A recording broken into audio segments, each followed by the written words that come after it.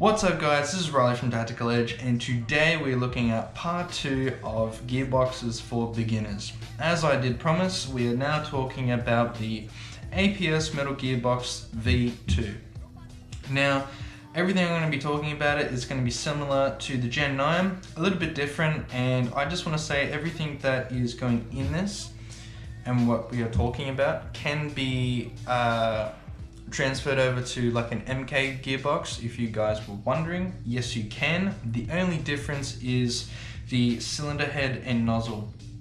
Now if the cylinder head and nozzle would be different for the gearbox to every single blaster, because it's going to have to fit around the T-piece differently for the mag and for the sealing, so everything else would be fine. It's just those two things in the MK gearbox that would be up to you on whatever you're putting it in. But besides that, everything's fine. Now I've already taken the screws out, so now I'm just going to take off the top and look at it. And I thought we'd have nothing in it just to really look at it and go over everything. So the APS, yes, it comes with silver wiring and it comes with cast gears and a cast piston teeth as well. So it's already got metal gears. It's got a slightly below M100 spring. So for beginners, again, just like the Gen 9, a green O-ring and a bigger spring. Now you don't need to do the barrel because it's already got a stainless steel barrel in it, so there really is no point putting in a better barrel. I mean, it's already a good barrel to begin with. Now with the spring,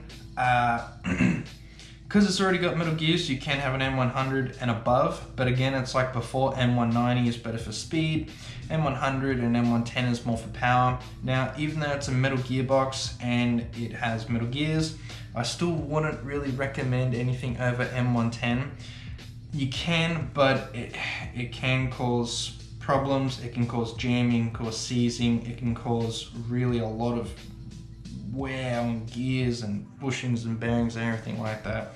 So I wouldn't really recommend it, but it's really up to you guys. So what I would recommend for intermediate as well would probably to put some better gears in. So instead of casts, like casts are good for beginner standard light things, but if you're going intermediate, I would probably recommend better gears like SHS, bigger gears, Kublai gears, BGX gears, Prometheus, the list goes on and on. Whatever gears suit you, price-wise, ratio-wise, and quality-wise. Now, the more expensive it is, the better quality. Like the Prometheus gears that we sell, they are proper CNC, but they're looking at $100 plus. But they're proper CNC, so you're getting the quality, you're paying for it. Really up to you guys as well for your budget. Now, ratio for APS metal gearbox, you can't get anything below 16:1s. You can get 13:1s, but you do have to Dremel around this side of the gearbox housing for the spur gear, and around here as well for the spur gear. That big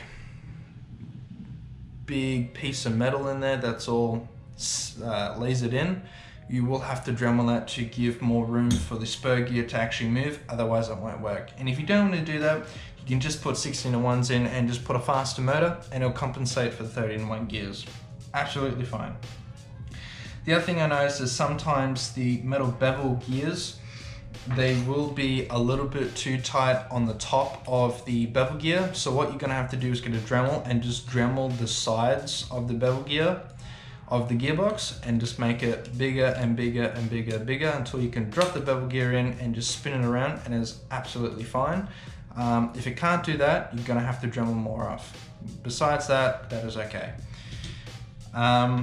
Also, this is probably a beginner thing as well. I would also recommend radiusing the gearbox. So radiusing the gearbox is getting a Dremel and just putting it there and there and there and there, and just making those pointed corners more of a round corner.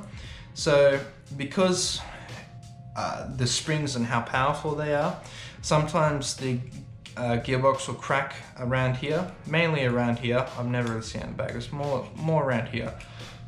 Excuse me.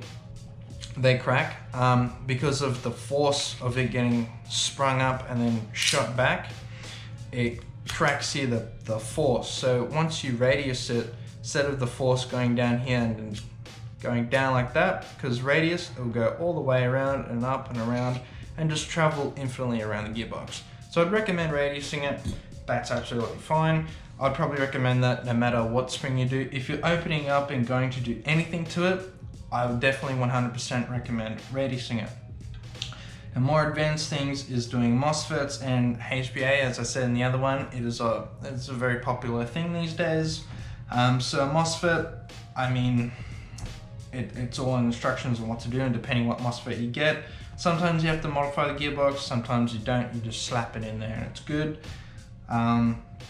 More advanced things again would be like the trigger blocks as well, like Linux or the red trigger block.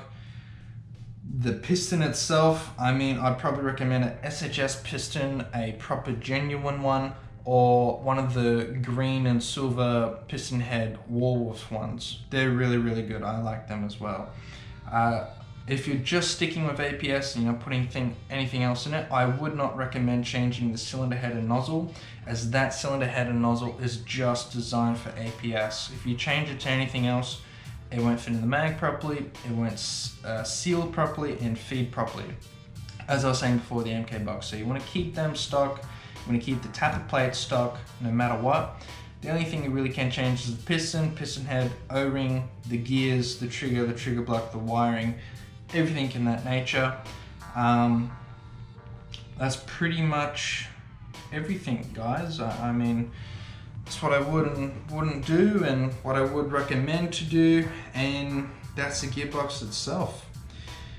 I have seen CNC APS gearboxes, the Scythe gearboxes. They are very, very good.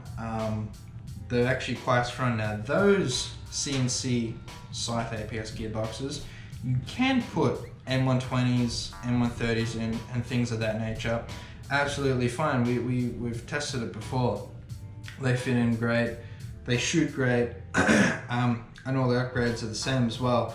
So if you want to spend a little bit more cash, you can get a really, really good gearbox, and everything I just said before for internal wise, whatever you would like, you can just drop in there and it'll be sweet, no dramas.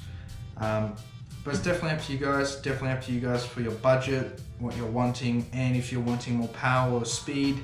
If you're wanting more speed, I really would recommend 16:1s, just because it's less modifying the shell and just a faster motor to compensate for it. If you're wanting speed, I mean, I'd put probably an M110 in there and a really good seal and compression, and you'd be looking at real high FPS. If you're wanting speed and power, well, that's where you'd come in with a bigger spring and an Alonex A1 motor, which is torque and speed. So it can handle the torque of the bigger spring and it gives you the speed as well. So if you're in an A1 and 16:1s and an M110, you'd be laughing, it'd be great. It'd definitely give you your power and speed. That's pretty much it, guys, for a metal V2 gearbox housing.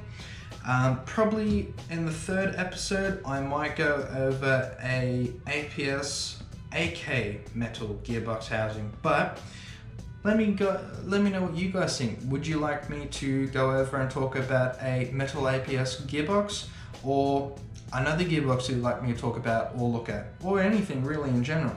Leave a comment down below and let me know, and I hope you liked this video and enjoyed it. Please leave a like, comment down below and hit the notification bell, and I'll see you guys in the next video. Thanks guys, bye.